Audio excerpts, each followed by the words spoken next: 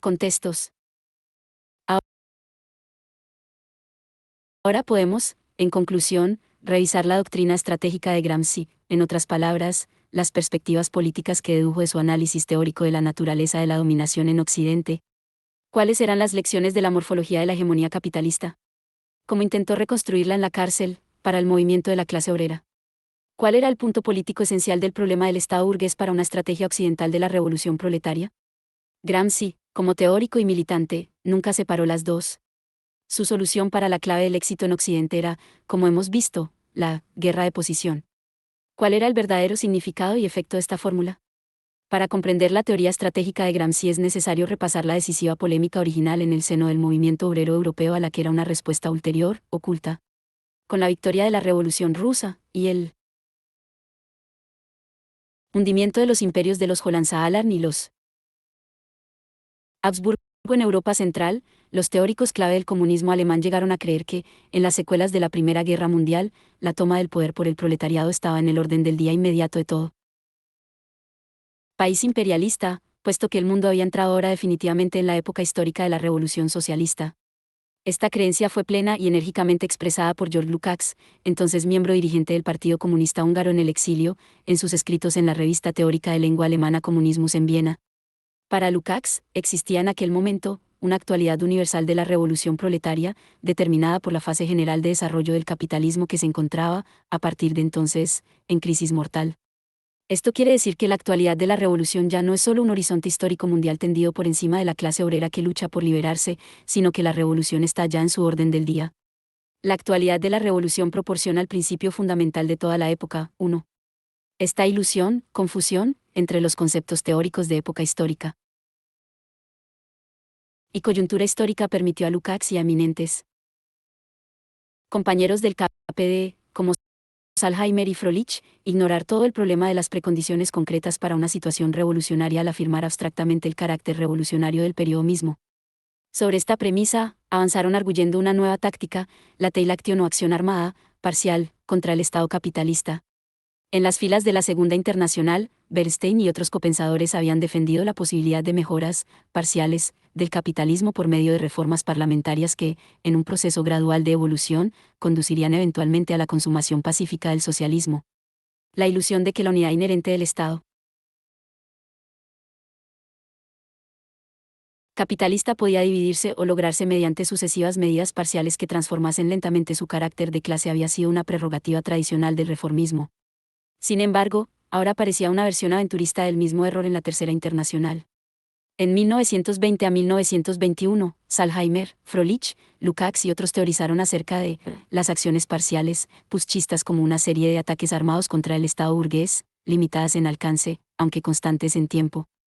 En palabras de Communismus, la característica principal del actual periodo de la revolución reside en que estamos obligados a llevar a cabo incluso batallas parciales, incluyendo las económicas, con las mediaciones de la batalla final, sobre todo, la insurrección armada. 2. Esta fue la teoría de la ofensiva revolucionaria. Puesto que la época era revolucionaria, la única estrategia correcta era la ofensiva, que debía ser preparada en una serie de golpes armados repetidos contra el Estado capitalista. Estos tenían que ser emprendidos incluso si la clase obrera no tenía un estado de ánimo inmediatamente preparado para la revolución, servirían, pues, precisamente para despertar al proletariado de su sopor reformista. Lukács dio la justificación más sofisticada de estas aventuras. Arguyó que las acciones parciales no eran tanto medidas organizativas mediante las que el Partido Comunista podía tomar el poder del Estado, como iniciativas autónomas y activas del KPD para superar la crisis ideológica y el letargo menchevique del proletariado y la pausa del desarrollo revolucionario. 3. Para Lukács, las razones de las teilacciones no eran, pues, sus fines objetivos, sino su impacto subjetivo en la conciencia de la clase obrera. Si el desarrollo revolucionario no quiere correr el riesgo de estancamiento, debe encontrarse otra salida, la acción del KPD en una ofensiva. Una ofensiva significa la acción independiente del partido en el momento justo con la consigna justa, despertar a las masas proletarias de su inercia, liberarlas de su dirección menchevique mediante la acción, en otras palabras, organizativamente, y no solo ideológicamente, y, de este modo, cortar el nudo de la crisis ideológica del proletariado con la espada de los hechos. 4. El destino de estos pronunciamientos fue determinado rápidamente por la lección de los acontecimientos mismos. La incomprensión radical de la unidad integral del poder del Estado capitalista, y el carácter necesariamente de todo o nada de cualquier insurrección contra él, condujo naturalmente al desastre en Alemania Central. En marzo de 1921, el KPD lanzó su ostentosa ofensiva contra el gobierno del Estado prusiano, cayendo en la trampa de un levantamiento mal preparado contra una ocupación policial preventiva de la zona de Mansfeld-Merseburg. En ausencia de cualquier resistencia espontánea de la clase trabajadora, el KPD recurrió desesperadamente a acciones dinamiteras destinadas a provocar los bombardeos de la policía, siguió la ocupación de fábricas y los enfrentamientos callejeros, bandas guerrilleras errantes ahogaron toda disciplina en pillajes anárquicos por todo el campo. Durante una semana, se desencadenó una dura lucha en Alemania Central entre los militantes del KPD y la policía y las unidades de la Reichswehr movilizadas para eliminarlos. El resultado fue un desenlace decidido de antemano. Aislado del resto del proletariado alemán, aturdida y dislocada por el carácter arbitrario de la acción, desesperadamente sobrepasada en número por la concentración de tropas de la Reichswehr en la región de Merseburg-Galle, la vanguardia, lanzada a esta confrontación con toda la fuerza del ejército, fue destrozada. Una drástica oleada de represión siguió a la acción de marzo. Unos 4.000 militantes fueron condenados a la cárcel y el KPD recibió su golpe decisivo en la Sajonia prusiana. No solo no llegó a alcanzarse el objetivo del poder del Estado, sino que el impacto subjetivo en la clase obrera alemana y en el mismo KPD fue desastroso. Lejos de despertar al proletariado de su letargo menchevique, la acción de marzo lo desmoralizó y desilusionó. La zona de vanguardia de las minas de Merseburg recayó en un desierto de atraso apolítico. Peor aún, a partir de entonces, el KPD nunca volvió a ganarse enteramente la confianza de amplios sectores del proletariado alemán. Sus miembros habían alcanzado el número de 350.000 antes de la ofensiva de marzo, a las pocas semanas del desastre, cayó a la mitad. En la República de Weimar nunca volvió a alcanzar niveles comparables de fuerza. El aventurismo del KPD en 1921 fue condenado por el Tercer Congreso Mundial de la Comintern. Lenin escribió una famosa carta al partido alemán, demoliendo las justificaciones alegadas. Trotsky denunció toda la teoría de la teilacción. Una concepción puramente mecánica de la revolución proletaria, que procede únicamente del hecho de que la economía capitalista continúa deteriorándose, ha llevado a ciertos grupos de camaradas a construir teorías que son esencialmente falsas, la falsa teoría de una minoría iniciada que, mediante su heroísmo, destroza la muralla de la pasividad universal entre el proletariado, la falsa teoría de ofensivas ininterrumpidas dirigidas por la vanguardia proletaria como un nuevo método de lucha, la falsa teoría de las batallas parciales que se emprenden aplicando los métodos de la insurrección armada, etc. El exponente más claro de esto es el periódico Comunismus de Viena. Es absolutamente evidente que teorías tácticas de este tipo no tienen nada en común con el marxismo. Aplicarlas en la práctica es hacer el caldo gordo directamente a los líderes político-militares de la burguesía y a su estrategia. 5. Lenin y Trotsky, juntos, sostuvieron un resuelto combate contra la teoría de la teilacción en el Tercer Congreso Mundial de la Internacional Comunista y, a pesar de la oposición alemana, fue formalmente repudiada por la Comintern. Junto a este antecedente, es posible ahora reconsiderar el postrer intento de Gramsci para definir la especificidad de una estrategia revolucionaria occidental como una guerra de posición. Porque el axioma de Gramsci fue proyectado para representar la corrección política que creía necesaria tras el fracaso de la acción de marzo, que él consideraba como la expresión de una guerra de maniobra. La fecha que pone a las dos es precisa e inequívoca. En la época actual, la guerra de movimiento aconteció políticamente entre marzo de 1917 y marzo de 1921, y fue seguida después por la guerra de posición. 6. Como se recordará, el contraste entre guerra de posición y guerra de maniobra derivó, por analogía, de la Primera Guerra Mundial. Mientras que en Rusia, escribió Gramsci, la revolución pudo efectuar salidas rápidas y móviles contra el Estado y derrocarlo a gran velocidad. En el occidente industrializado tal táctica insurreccional llevaría a la derrota, como había sucedido con la campaña del ejército zarista en Galicia. Me parece que Lenin comprendió que era necesario un cambio de la guerra de maniobra aplicada victoriosamente en Oriente en 1917 a una guerra de posición, que era la única forma posible en Occidente, donde, como observa Krasnov, los ejércitos podían acumular rápidamente interminables cantidades de municiones y donde las estructuras sociales, de por sí, eran aún capaces de convertirse en fortificaciones muy bien armadas. Esto es lo que me parece que quiere decir la fórmula del Frente Único. 7.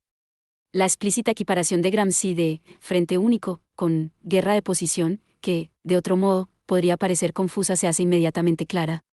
Porque el Frente Único Fue la línea política adoptada por la Comintern después de que el Tercer Congreso Mundial hubiese condenado la teoría de la ofensiva, defendida por el KPD, una guerra de maniobra.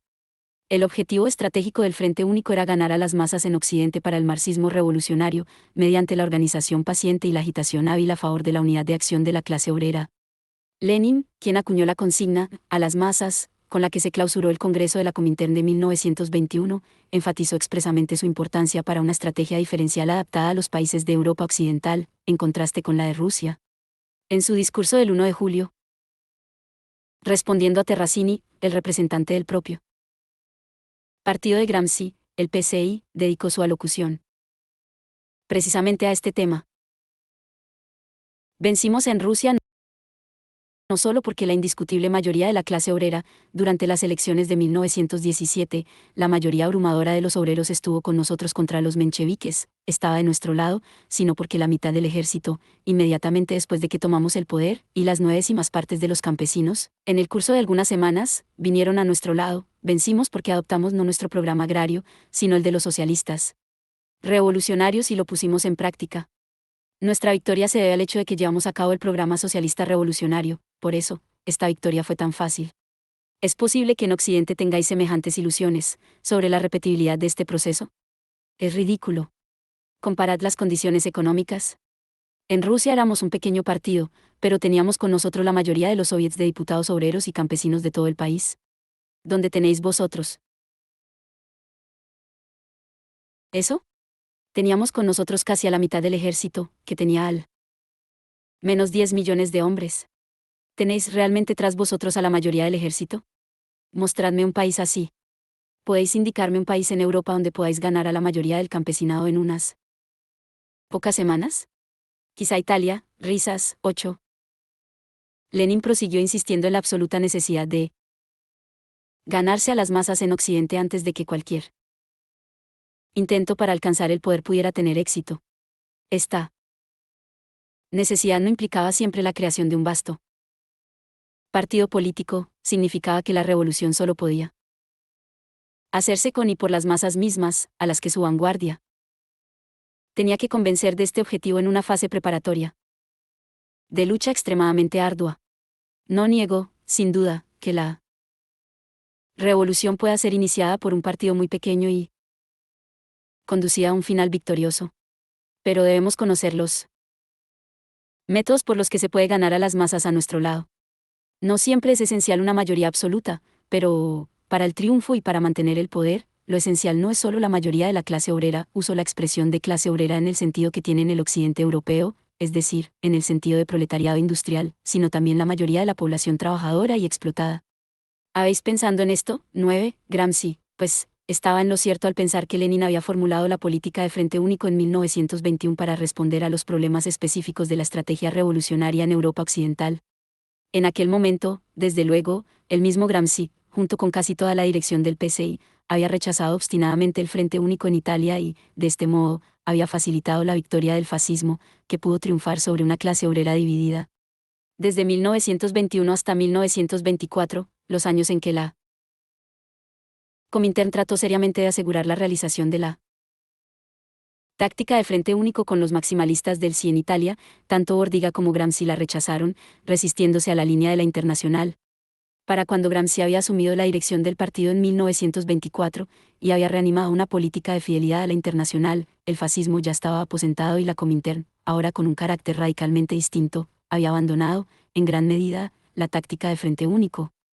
Así pues, la insistencia de Gramsci en el concepto de Frente Único en sus cuadernos de la cárcel en los años 30 no representa una renovación de su pasado político, por el contrario, marca una ruptura retrospectiva con él. Porque fue la situación contemporánea en la Internacional Comunista la que determinó la naturaleza y dirección de los textos estratégicos escritos durante el encarcelamiento de Gramsci. En 1929, el famoso tercer periodo de la Comintern había empezado. Su premisa era la predicción de una crisis inmediata y catastrófica del capitalismo mundial, aparentemente justificada poco después por la Gran Depresión. Sus axiomas incluían la identidad de fascismo y socialdemocracia, la equivalencia de dictaduras policíacas y democracias burguesas, la necesidad de escindir los sindicatos y el deber del combate físico contra los obreros recalcitrantes y los funcionarios sindicales. Esta fue la época del socialfascismo, los sindicatos independientes y los asaltos callejeros, cuando los socialdemócratas de izquierda fueron declarados los peores enemigos de la clase obrera y la llegada de los nazis al poder fue saludada por adelantado como una bienvenida. Clarificación de la lucha de clases. En estos años, la Internacional Comunista cayó en un furor ultraizquierdista que hizo que los participantes en la Acción de Marzo pareciesen, en comparación, moderados.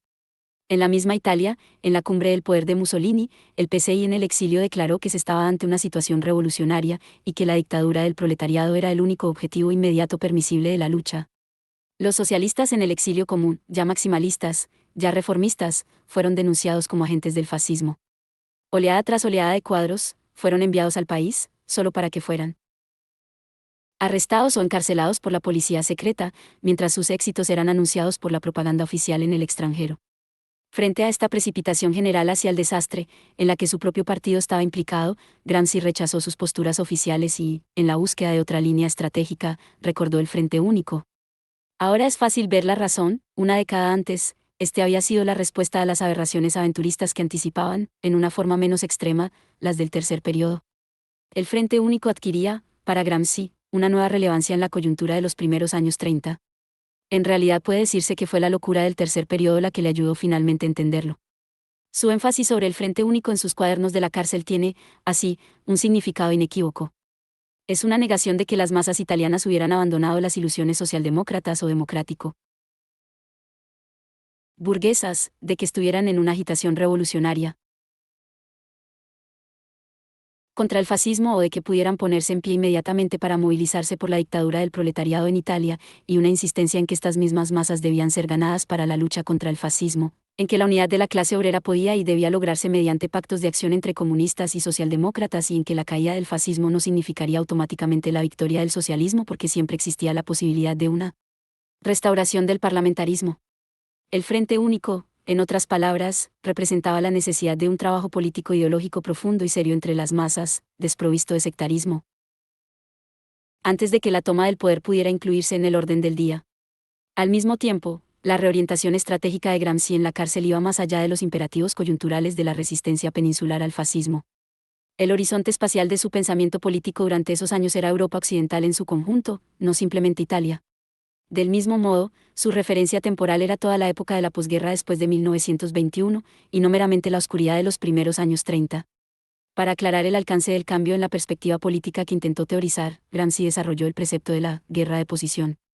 Válida para toda una época y una zona entera de lucha socialista, la idea de una guerra de posición tuvo, pues, una resonancia mucho más amplia que la de la táctica del Frente Único defendida en otro tiempo por la Comintern. Pero fue, en este delicado punto de transición en el pensamiento de Gramsci, donde buscaba una solución estratégica superior, cuando se metió de cabeza en el peligro.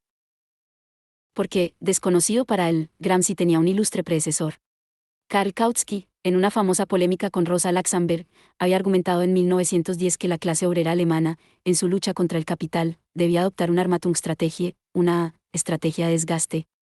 Contrapuso explícitamente este concepto a lo que llamaba una Niederwerfungsstrategie, una estrategia de derrocamiento. ¿No fue Kautsky quien acuñó estos términos? Los tomó de la terminología del mayor debate sobre historia militar entonces en curso entre académicos y militares en la Alemania guillermina. El inventor de la antítesis entre Ermatungsstrategie y Niederwerfungsstrategie fue Hans Delbrück, el historiador militar más original de su tiempo. Delbrück había dado a conocer por primera vez su teoría de los dos tipos de guerra en 1881, en una lección inaugural para la Universidad de Berlín, en la que contrastaba las campañas de Federico II y Napoleón, las primeras, como un ejemplo de la estrategia prolongada de desgaste característica de los ancient regímenes europeos, las segundas, como el prototipo de la estrategia rápida de derrocamiento inaugurada por los ejércitos populares de masas de la época moderna. 10. Contestado vehementemente en los círculos académicos prusianos, para quienes la narración de Delbrück de las guerras de Federico rayaba en el ultraje, la teoría de las dos estrategias fue desarrollada por Delbrück en una serie de escritos que culminaron en su monumental Geschichte der Kriegskunst im Rahmen der politischen Geschichte, que abarca la evolución de la teoría y la práctica militar desde la antigüedad hasta el siglo XX. 11. Los sucesivos volúmenes de esta obra fueron estudiados ansiosamente en las filas del alto mando alemán y, del mismo modo, en las de la socialdemocracia alemana. Schlieffen, jefe del Estado Mayor, fraguó meticulosamente sus ejercicios de guerra contra las categorías de Delbruck, optando eventualmente por una estrategia de derrocamiento, no desgaste, en su plan contra Francia.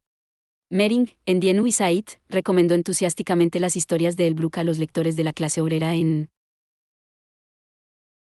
1908 como la obra más significativa producida en los escritos históricos de la Alemania burguesa en el nuevo siglo XII. En un ensayo sobre ella de unas 100 páginas, Mering insistió en la validez perenne de la oposición entre desgaste y derrocamiento para el arte de la guerra. Terminaba señalando categóricamente que Delbruck había escrito una obra de investigación científica en un terreno en el que el movimiento obrero moderno tenía un interés más que meramente científico. 13. Fue Kautsky quien dio después el siguiente paso al incluir los conceptos militares de Delbruck, sin reconocerlo, en un debate político sobre las perspectivas estratégicas de la lucha proletaria contra el capitalismo. La ocasión de su intervención era trascendental, porque fue, con el fin de rebatir la exigencia de Laxenberg de adoptar las huelgas generales combativas, durante la campaña del SPD por la democratización del sistema electoral neofeudal prusiano, cuando Kautsky contrapuso la necesidad de una más prudente guerra de desgaste del proletariado alemán contra su clase enemiga, sin los riesgos que implicaban las huelgas de masas. La introducción de la teoría de las dos estrategias, desgaste y derrocamiento, fue, pues, el precipitado de la escisión dentro del marxismo ortodoxo alemán antes de la Primera Guerra Mundial. 14. La similitud formal de la oposición de estrategia de derrocamiento, estrategia de desgaste y guerra de maniobra, guerra de posición es, por supuesto, sorprendente. 15. Sin embargo, las analogías esenciales entre los dos pares de conceptos, en los textos de Kautsky y de Gramsci, lo son aún más. Para apoyar su argumento a favor de la superioridad de una estrategia de desgaste sobre una estrategia de derrocamiento, Kautsky evocó precisamente los mismos contrastes históricos y geográficos que Gramsci iba a utilizar en su discusión de la guerra de posición y la guerra de maniobra. La coincidencia es impresionante. De este modo, Kautsky también señaló el predominio de una estrategia de derrocamiento, Gramsci, guerra de maniobra, desde 1789 hasta 1870, y su sustitución por una estrategia de desgaste, Gramsci, guerra de posición. Desde la caída de la Comuna.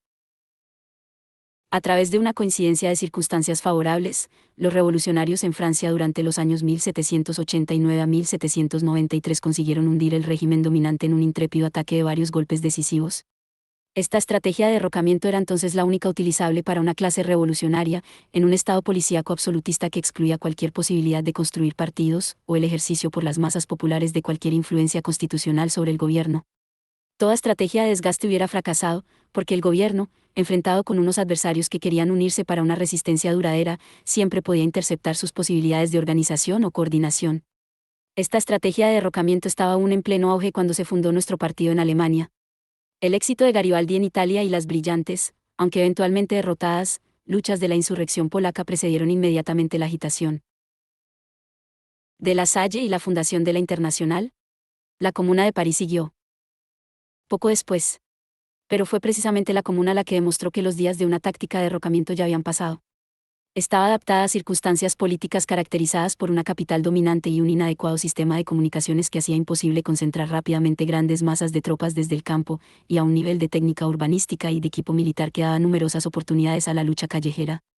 Fue entonces cuando se sentaron las bases de una nueva estrategia de la clase revolucionaria, que Engels finalmente contrapuso con tanta agudeza a la vieja estrategia revolucionaria en su introducción a la lucha de clases en Francia, y que puede muy bien calificarse como una estrategia de desgaste. Esta estrategia nos ha permitido, desde entonces, los más brillantes éxitos, ha dotado, de año en año, al proletariado de mayor fuerza, y lo ha colocado más que nunca en el centro de la política europea. 16.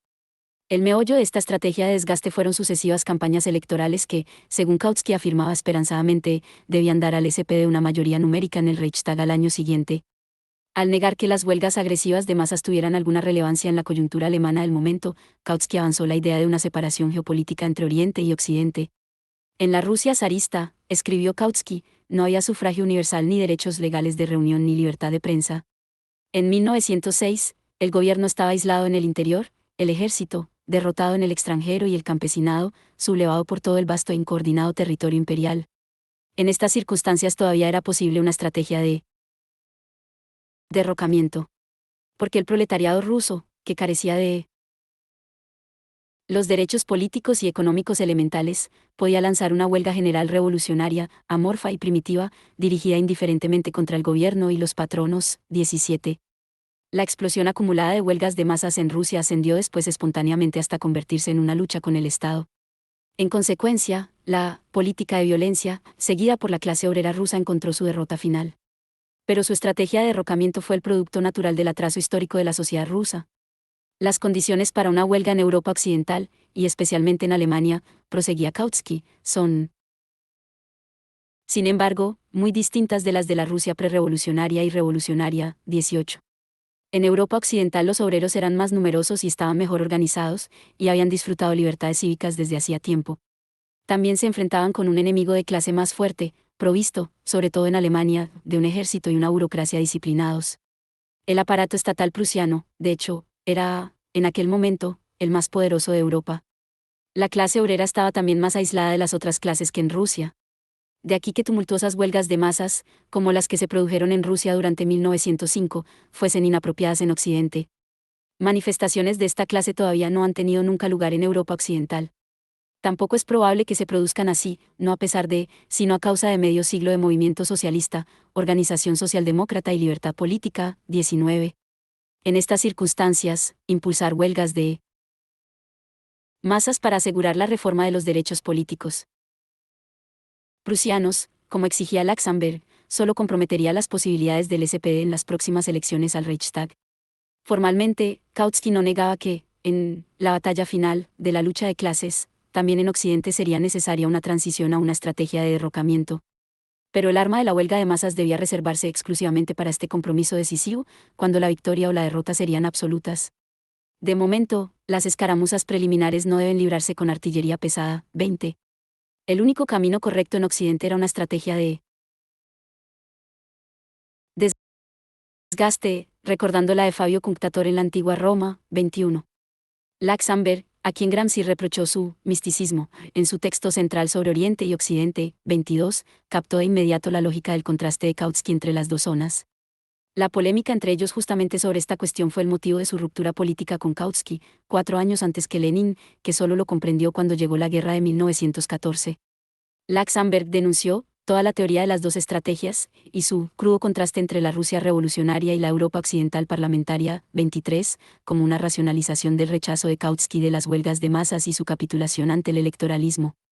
Repudió la descripción de Kautsky de la Revolución Rusa de 1905, la imagen de una huelga caótica, amorfa y primitiva de los obreros rusos, es una fantasía floreada. 24. No era el atraso político sino su adelanto lo que distinguía al proletariado ruso dentro de la clase obrera europea. Las huelgas y huelgas de masas rusas, que dieron forma a una creación tan audaz como el famoso Soviet de Diputados Obreros de Petersburgo para la dirección unitaria de todo el movimiento en el enorme imperio, eran tan poco amorfas y primitivas que, en valentía, fuerza, solidaridad, persistencia, logros materiales, objetivos progresivos y éxitos organizativos, pueden ponerse tranquilamente junto a cualquier movimiento sindical europeo occidental. 25. Laxenberg rechazó la circunspecta valoración de Kautsky sobre el Estado prusiano, replicando que había confundido su crueldad y brutalidad policíacas con la fuerza política, con el propósito de justificar la timidez para con él.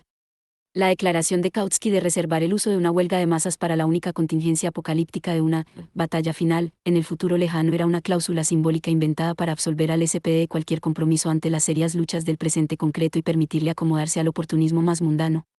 El instinto político de Laxenberg la llevó a aislar infaliblemente el móvil esencial de los argumentos de Kautsky.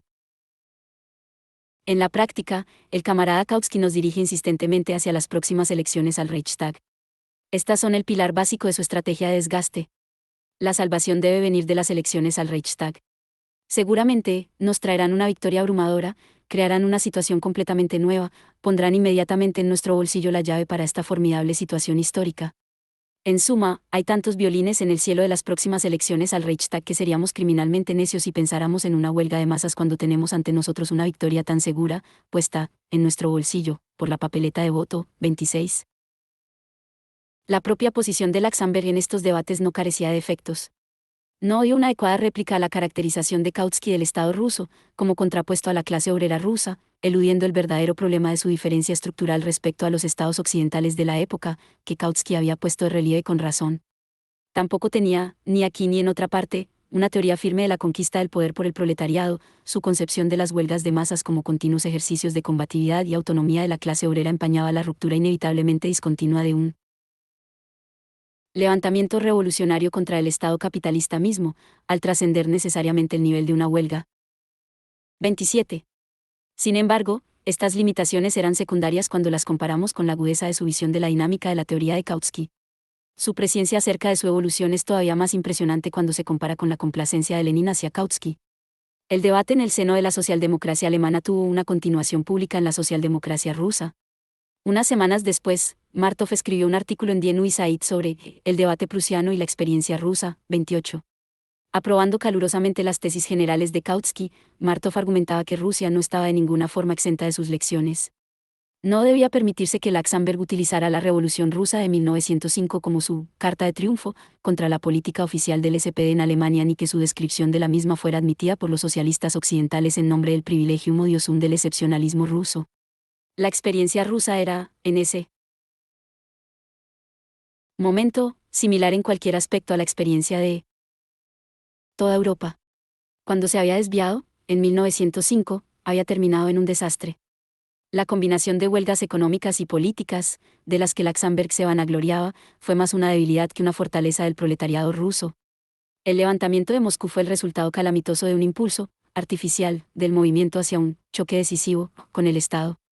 Porque, en Rusia, la sagacidad de Kautsky era entonces desconocida, la idea de una estrategia de desgaste, no sé, le había ocurrido a nadie.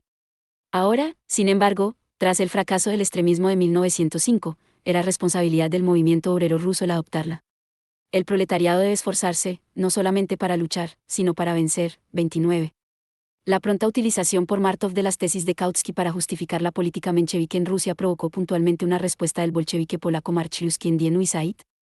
La réplica de Marczewski parece haberse anticipado a la propia respuesta de Lenin. Este último desistió de un proyecto después de que Kautsky hubiese aceptado un artículo anterior de Marczewski sobre el mismo tema. Sin embargo, Lenin escribió a Marczewski con algunas sugerencias para incluir en su respuesta a Martov, la mayoría de las cuales fueron incluidas en el texto publicado. Los dos documentos son de gran interés. El grueso del argumento de Marczewski era que los bolcheviques en Rusia, contrariamente a las distorsiones de Martov, nunca se habían desviado de la lógica de los preceptos de Kautsky. Por el contrario, escribió Marczewski, las recomendaciones de Lenin fueron, si se quiere, las mismas que las de Kautsky, aplicación oportuna de una estrategia de derrocamiento y de una estrategia de desgaste en el momento apropiado para cada una. 30. Ahora, en la larga reacción zarista después de la revolución de 1905, era el momento para una estrategia de desgaste. La socialdemocracia rusa debe ahora aprender a hablar alemán.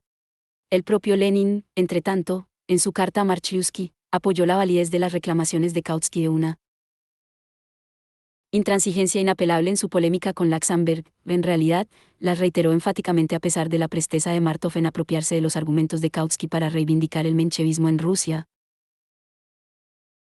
Rosa Laxenberg discutió con Kautsky sobre si en Alemania había llegado el momento para una Niederwerfungsstrategie, y Kautsky afirmó lisa y llanamente que consideraba que este momento era inevitable e inminente, pero que aún no había llegado. Todos los mencheviques se aprovecharon de la discusión de Rosa Laxenberg con Kautsky para asegurar que Kautsky era menchevique.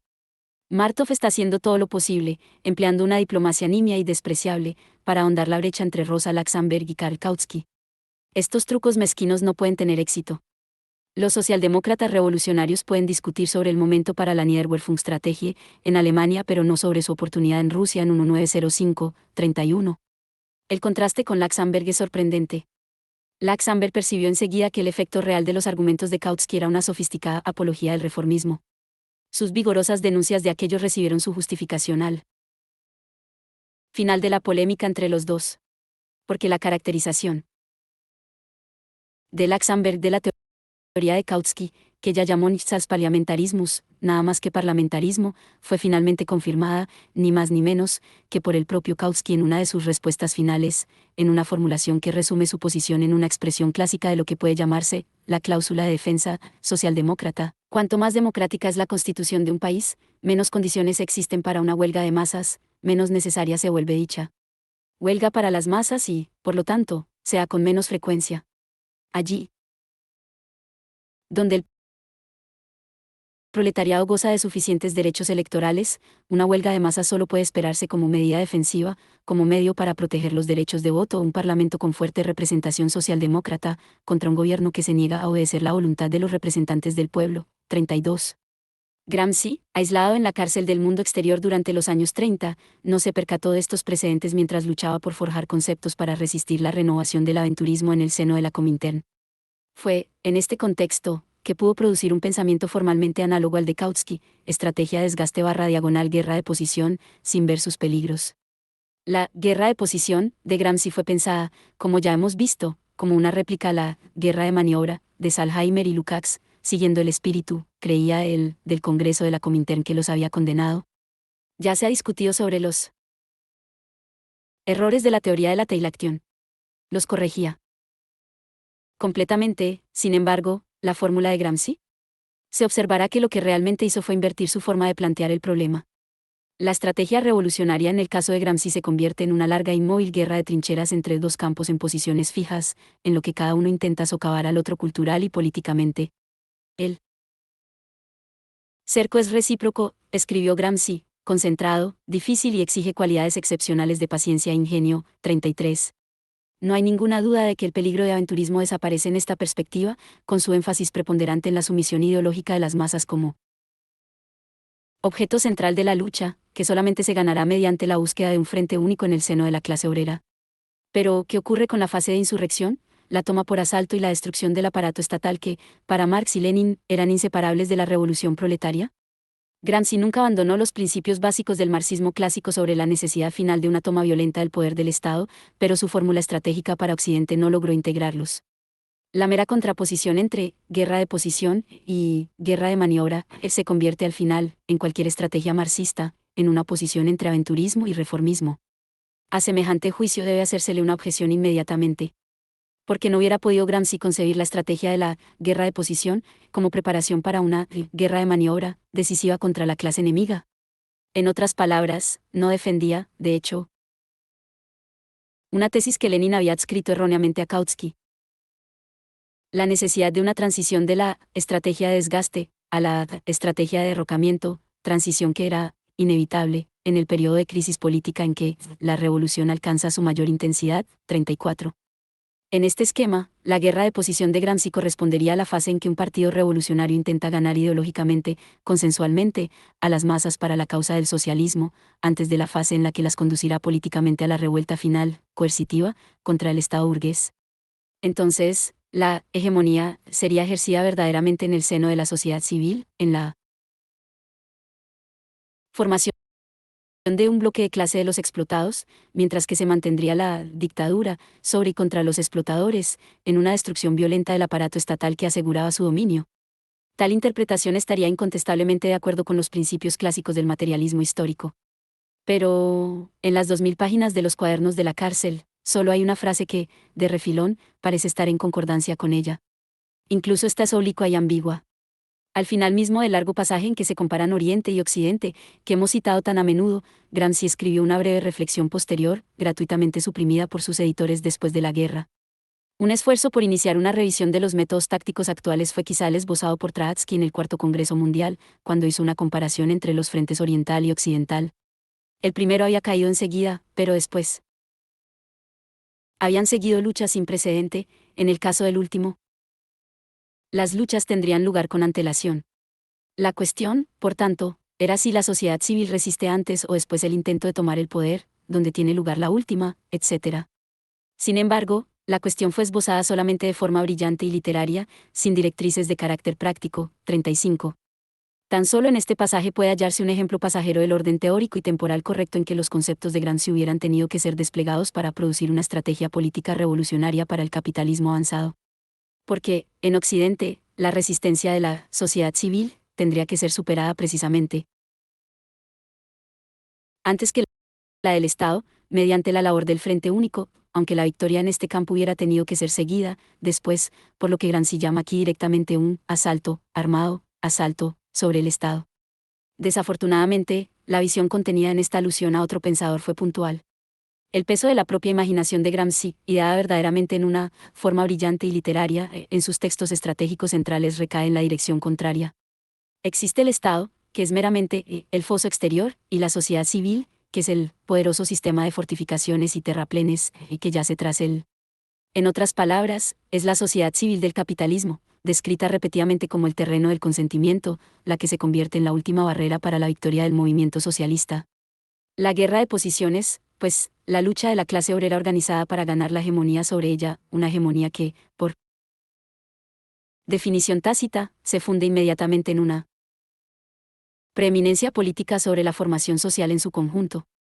En política, la guerra de posiciones hegemonía, escribió Gramsci, mientras que la hegemonía es el gobierno mediante el consenso permanentemente organizado. 36. El deslizamiento teórico señalado antes se presenta así de nuevo en el pensamiento estratégico de Gramsci con consecuencias todavía más graves.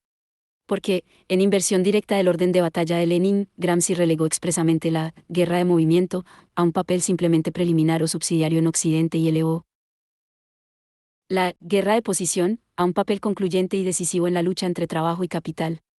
Al hacerlo, se vio finalmente atrapado por la lógica de sus propios conceptos. El pasaje fatal dice: la guerra de posición exige enormes sacrificios de masas inmensas de población. Por eso es necesaria una concentración sin precedentes de hegemonía y, por lo tanto, un gobierno más intervencionista, que tome la ofensiva más directamente contra los oposicionistas y organice permanentemente la imposibilidad de disgregación interna, con controles de todo tipo, políticos, administrativos y otros, reforzamiento de las posiciones hegemónicas del grupo dominante, etc. Todo esto indica que hemos entrado en una fase culminante de la situación histórico-política, ya que en política la guerra de posición, una vez ganada, es definitivamente decisiva. En otras palabras, en política la guerra de maniobra subsiste en tanto que se trate de una cuestión de conquistar posiciones no decisivas. 37. Los errores inherentes a este texto tienen su sintonía sospechosa, las inquietantes reclamaciones a favor de la necesidad de un mando más autoritario en las filas de la clase obrera, capaz de suprimir toda disidencia. La asociación de la estrategia de guerra de posición con una uniformidad centralizada de la expresión política, en homenaje a la peor vertiente de la Comintern, no es tranquilizadora. De hecho, la revolución socialista solo triunfará en Occidente mediante un máximo de expansión, no de constricción, de la democracia proletaria, porque tan solo su experiencia, en partidos o consejos, puede permitir a la clase obrera aprender los verdaderos límites de la democracia burguesa y equiparla históricamente para superarlos. Porque establecer una estrategia marxista en el capitalismo avanzado sobre una guerra de posición y una ética de mando para alcanzarla. Emancipación final del trabajo es garantizar su propia derrota. Cuando llega la hora de ajustar las cuentas en la lucha de clases, la libertad proletaria y la insurrección van juntas. Es su combinación, y ninguna otra, la que puede constituir una verdadera guerra social de movimiento capaz de derrotar al capital en sus más fuertes bastiones. La solución política para el futuro de la clase obrera occidental que Gramsci buscó en la cárcel la eludió al final. La perspectiva de una guerra de posición era un punto muerto. En último análisis, la función de esta idea en el pensamiento de Gramsci parece haber sido la de una especie de metáfora moral, representaba un sentimiento de justificación estoica a la pérdida de cualquier esperanza inmediata de victoria en Occidente.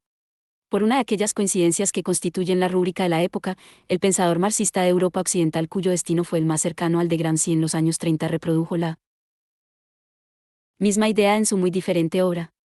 Walter Benjamin, compañero igualmente víctima del fascismo, expresó su pesimismo político en el lema de una táctica de desgaste, Ermatungstaktik, por el que su amigo Brecht lo conmemoró, ignorando toda historia anterior, en su muerte. 38. El registro poético del pensamiento de Benjamin nos dice algo sobre la posición científica de la fórmula de Gramsci.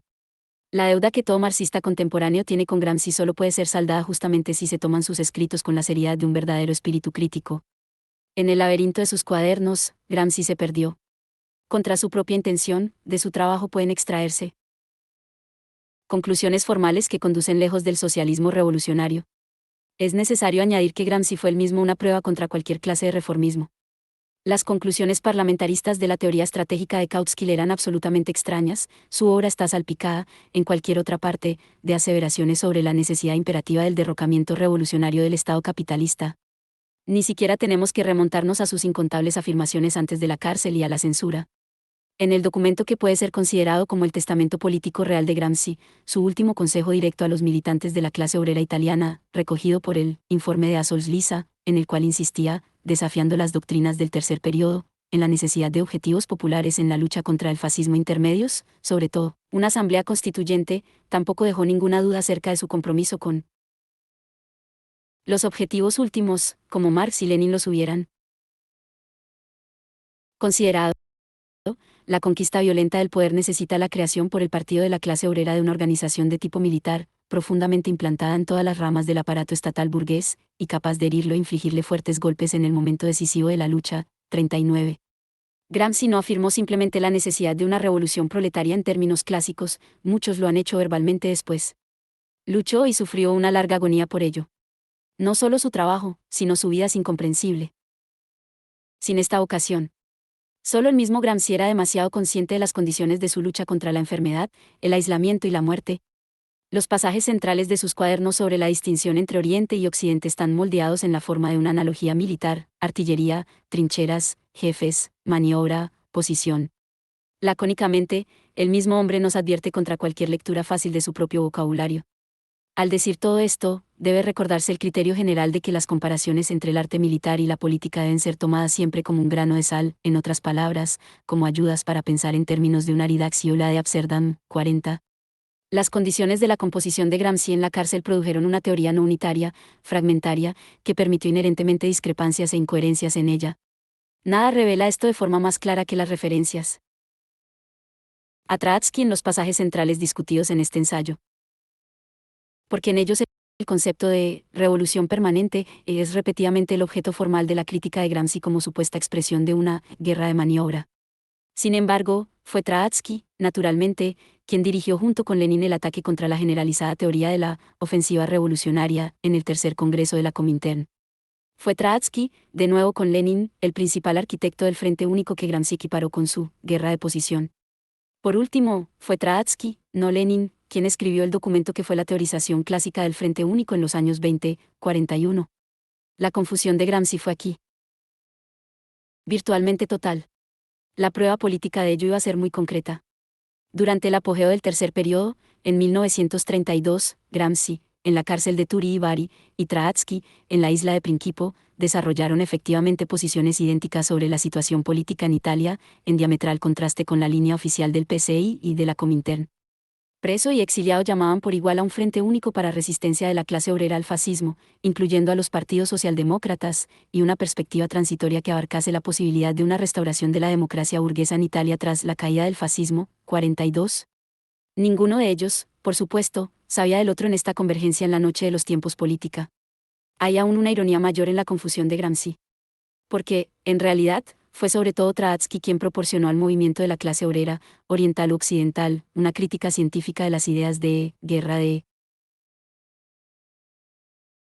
maniobra y guerra de posición, en el terreno en que verdaderamente prevalecieron, justamente en la estrategia militar. Porque las doctrinas políticas que surgieron en el movimiento revolucionario de Europa Central en 1920 a 1921 tuvieron su equivalente militar en Rusia. Allí, Frunza y Tuchachevsky hicieron el papel de Lukács y Salheimer. En los grandes debates militares en la URSS después de la Guerra Civil, Frunza, Tuchachevsky, Gusev y otros habían sostenido que la esencia de la guerra revolucionaria era el ataque permanente o guerra de maniobra. Tuchachevsky declaró: las reservas estratégicas, cuya utilidad fue siempre dudosa, no son en absoluto necesarias en nuestra guerra. Ahora solo hay un problema, como usar el número para ganar el máximo de fuerza en el ataque. Hay una respuesta: lanzar todas las tropas en el ataque, no mantener en reserva ni una sola bayoneta. 43. Frunza pretendía que las lecciones de la guerra civil demostraban que la primacía de la ofensiva para una estrategia revolucionaria coincidía con la naturaleza social del proletariado mismo. La táctica del Ejército Rojo se inspiró y se inspirará por la actividad en un espíritu de operaciones ofensivas dirigidas audaz y enérgicamente. Esto procede de la naturaleza de clase del ejército obrero y campesino y, al mismo tiempo, coincide con las exigencias del arte militar. 44. La guerra de posición, característica de la Primera Guerra Mundial y de la burguesía, fue a partir de entonces un anacronismo. La maniobra es el único medio de garantizar la victoria, escribió Tuchachevsky. 45. Trotsky, como hemos visto, luchó contra la teoría de la ofensiva como estrategia en el seno de la Comintern. Ahora llevaba una batalla paralela contra ella como doctrina militar en el seno del Ejército Rojo. Replicando a Frunza y a otros, Trotsky mismo hizo la comparación. Desafortunadamente, no son pocos los mentecatos de la ofensiva entre nuestros nuevos doctrinarios de moda que, bajo la bandera de una teoría militar, intentan introducir en nuestra propaganda militar las mismas tendencias unilaterales, izquierdistas, que en el Tercer Congreso Mundial de la Comintern alcanzaron su fruición a modo de la teoría de la ofensiva. En la medida en que vivimos en una época revolucionaria, el Partido Comunista debe, por tanto, poner en ejecución la política de la ofensiva. Traducir el izquierdismo al lenguaje de la doctrina militar es multiplicar este error muchas más veces. 46. Combatiendo estas ideas, Trotsky desenmascaró la falacia que representaba generalizar a partir de la experiencia de la guerra civil, en la cual ambos bandos, no solo el Ejército Rojo, habían utilizado principalmente la maniobra a causa del atraso de la organización social y de la técnica militar del país. Permítime señalar que nosotros no somos los inventores del principio de maniobra. Nuestros enemigos también lo han utilizado extensamente, debido al hecho de que cantidades relativamente pequeñas de tropas se desplegaban en enormes distancias y a causa de los calamitosos medios de comunicación. 47. Pero, sobre todo, Trotsky criticó repetidamente cualquier teoría estratégica que fetichizara, ya fuera la maniobra o la posición como principio inmutable o absoluto. Todas las guerras deberían combinar la posición y la maniobra, y cualquier estrategia que excluyese unilateralmente una u otra sería suicida. Podemos afirmar con certeza que incluso en nuestra estrategia supermaniobrista durante la guerra civil existió el elemento de posicionalismo y, en algunos casos, desempeñó un papel importante. 48. Por lo tanto, concluía Trotsky, la defensa y la ofensiva se insertan como momentos variables en el combate. Sin la ofensiva no se puede conseguir la victoria. Pero la victoria la consigue quien ataca cuando es necesario atacar, y no quien ataca primero. 49. En otras palabras, posición y maniobra tenían una relación necesariamente complementaria en toda estrategia militar. Descartar una u otra era instar a la derrota y a la capitulación. Habiéndose deshecho de falsas analogías o extrapolaciones tanto en el Ejército Rojo como en la Comintern, Trotsky continuó pronosticando que, en un conflicto genuinamente militar entre las clases, en otras palabras, una guerra civil real y no metafórica, habría probablemente un mayor posicionalismo en Occidente del que había habido en Oriente. Todas las guerras internas eran naturalmente más maniobristas, debido a la escisión que producían en el seno de la nación y del Estado, comparadas con las guerras externas entre naciones. A este respecto, la maniobrabilidad no es privativa de un ejército revolucionario, sino de la guerra civil como tal. 50. Sin embargo, la mayor complejidad histórica de las estructuras económicas y sociales en el occidente avanzado haría que allí las futuras guerras civiles fuesen de un carácter más posicional que en Rusia. En los países altamente desarrollados, con sus enormes centros vitales, con sus cuadros de guardias blancos preparados de antemano, la guerra civil puede tomar, y en muchos casos indudablemente tomará, un carácter menos móvil y mucho más compacto, es decir, próximo a una guerra posicional. 51.